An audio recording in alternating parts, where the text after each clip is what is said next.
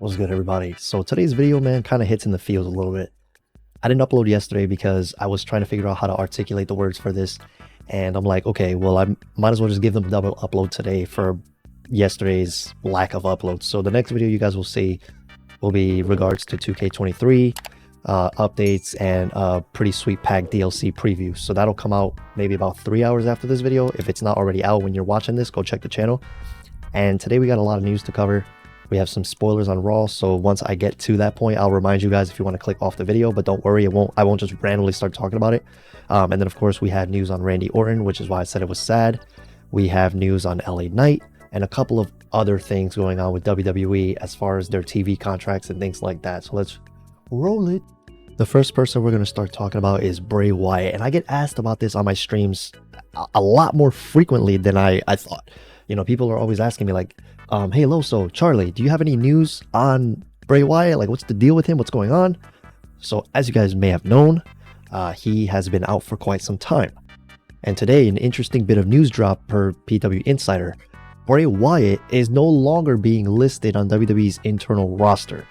WWE has an internal list of their talents that includes the names that are on the injured/inactive list, but Wyatt is not listed at all.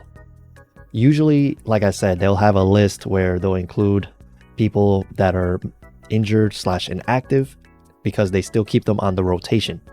But Bray Wyatt not being listed on there is kind of interesting because I know a lot of people are like, well, you know, that's why he's not on the draft because he was injured and blah, blah, blah. But now it's like, okay, well, he's not being listed at all per PW Insider, which is very weird.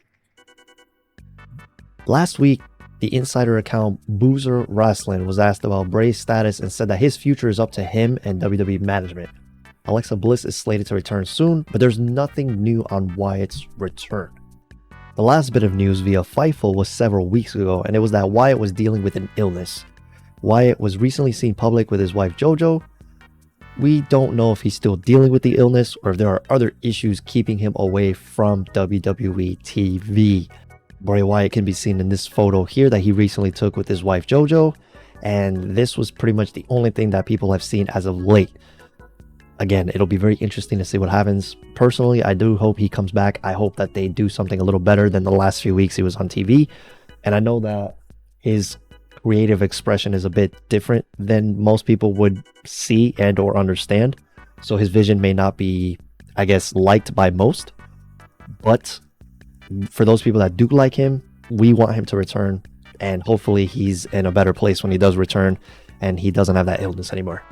Now, this is where there may be a bit of spoilers, so I don't know if you guys just want to fast forward this, but basically, just to give you an idea, this article may show the next person to join the Judgment Day. So if you don't want to like see that spoiler, you can fast forward. With that being said, let's talk about it. Boozer reports that the Judgment Day will kick off Raw tonight in a segment with Kevin Owens and Sami Zayn that will lead to a match for later in the show. After the opening segment, WWE plans to air a video package for JD McDonough, the former NXT star who management seems to be high on. And as they should be, the man is a freaking workhorse. He is a god. He's really good at wrestling, and he's got this like weird like backstage promo, like limb snapping, like he's like what would happen if you just took the shackles off of what Pete Dunne was at the time for the Bruiserweight gimmick. This man just goes in a completely dark place with it, like the way he talks about tearing ligaments and all that other stuff that may not even be liked by YouTube, but moving on. This will be the first tease until ultimately he is accepted into the group. McDonough is also scheduled for the Battle Royal that will determine Gunther's next challenger for the title tonight. Now, there are some things that were announced for tonight's Raw, so if you guys don't want to see that, just skip like 1 minute or so. I'll give you guys like maybe 1 or 2 to 3 seconds to do that. All right, let's do it. So here's what was officially announced for tonight's Raw. Cody will respond to Brock. Becky Lynch will address Trish Stratus. The Battle Royal to determine the IC title #1 contender. We'll also have Chelsea Green and Sonya Deville versus the women's tag team champions Liv Morgan, which they forgot an N there, and Raquel Rodriguez. More Raw spoilers, baby! So it says that there's an NXT star set to make their debut. WWE has announced that there will be a Battle Royal to determine the #1 contender for Gunther's IC championship. The winner will face Gunther at Night of Champions in Saudi Arabia, And the streets are saying that it's going to be Mustafa Ali, which I am okay with. WWE has not announced who will be in the Battle Royal, but the insider Twitter account Boozer Wrestling has revealed that the names who will be in it are the following: Johnny Gargano, Dexter Lumis, Akira Tozawa, the Viking Raiders, Alpha Academy, the Maximum Male Models, Elias, Dolph Ziggler, Baron Corbin, JD McDonough, Cedric Alexander, Shelton Benjamin, Sion Quinn, Von Wagner, Apollo Crews, Matt Riddle, and Mustafa Ali.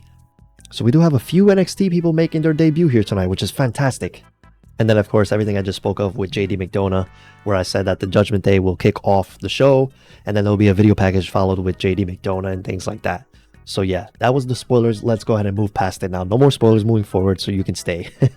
As you guys know, right now, SmackDown shows on Fox, and as of right now, there is no clear indication for a TV lineup with no mention of WWE whatsoever. Long story short, Fox issued a press release today to tout their shows for the upcoming fall schedule, and in their press, there was no mention of WWE. WWE was listed in last year's press, but as we noted earlier, there was no WWE presence today in the NBC Universal upfronts today in New York City. If you look at all these shows that are being mentioned here, there's no mention of WWE whatsoever. So where could they be going? Well, there was a rumor in a couple of videos ago that I made where Warner Brothers was looking to sign WWE a TV deal to one of their channels. So it would be really interesting to see where they wind up going. Maybe TBS, maybe TNT, whatever other channels they own. I know they also own channels like Cartoon Network and things like that, but let's be real, they're not going to go there. Discovery, Oprah Winfrey Network, WWE is not going to go there. So maybe TNT, TBS, maybe they just haven't renegotiated yet. But here's the thing, right? If they have not announced WWE for a fall lineup, which is literally in like, let's be real, we're already in May.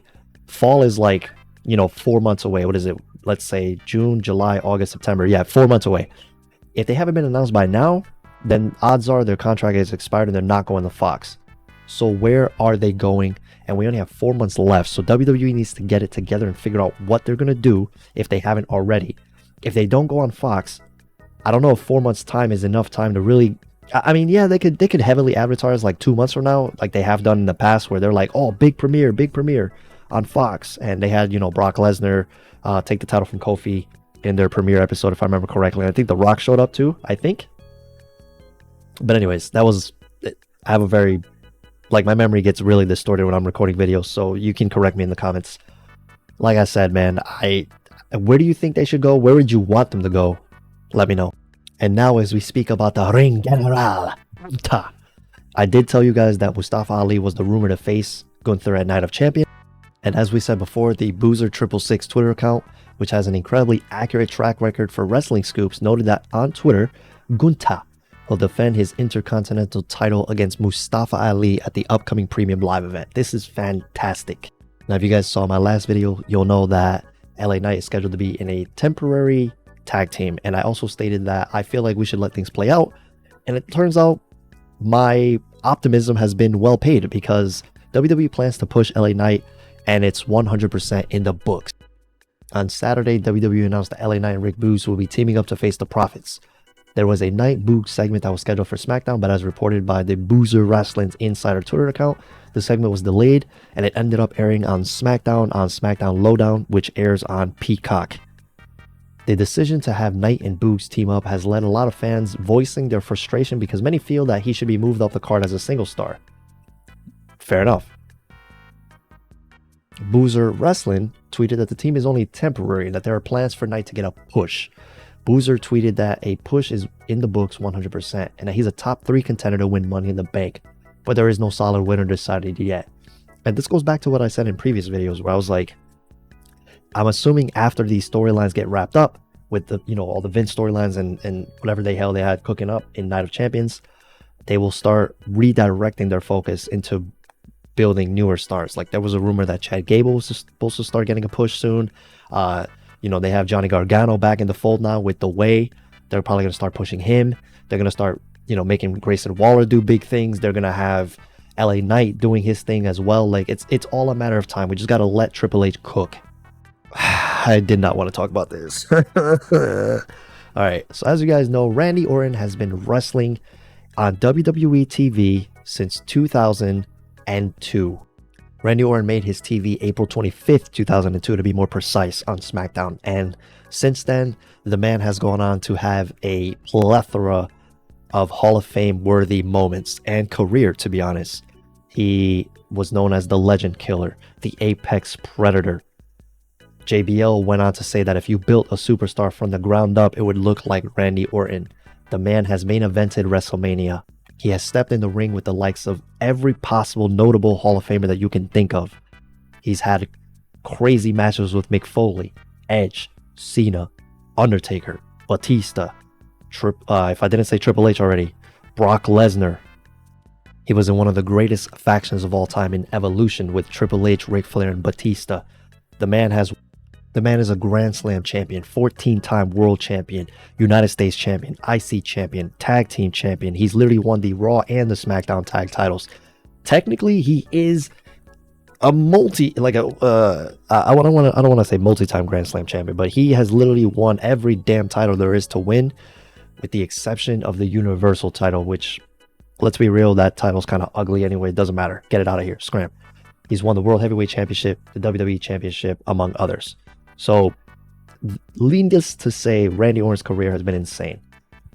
Let's not forget his legacy days, which is where he became an absolute menace, and that is where my fandom for him basically peaked, or got, to the highest point that it was possible, because seeing him DDT Stephanie McMahon off that rope and then kiss her while Triple H was handcuffed to a rope was arguably one of the most menacing things I've ever seen. It was like kind of funny, but also like reckless. The man RKOs anyone, male, woman, doesn't matter. His hands are rated E for everyone, and that's why I love Randy Orton. But let's be real here. Doctors have told him to not return to the ring. Bill Apter caught up with the Hall of Famer Bob Orton at the 80s Wrestling Con, and Orton talked about being Roddy Piper, family life, and he gave an update on his son, Randy Orton. Bob said that his son is in training, but doctors have told him that he shouldn't return to the ring. Now, if you guys remember, this kind of makes sense as far as him training, because a few months ago, his bootmaker on IG stated that Randy Orton requested for him to make some boots and things like that for him, and that was like a rumor like a little bit before WrestleMania.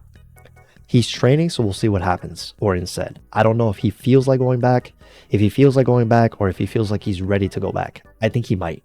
Orton said, then again, he's pretty well taken care of, and I don't think he needs to do, I think the doctors have told him not to. Orton continued, Randy's going to do he always does. In other words, he's going to do what he wants, and that makes a lot of sense.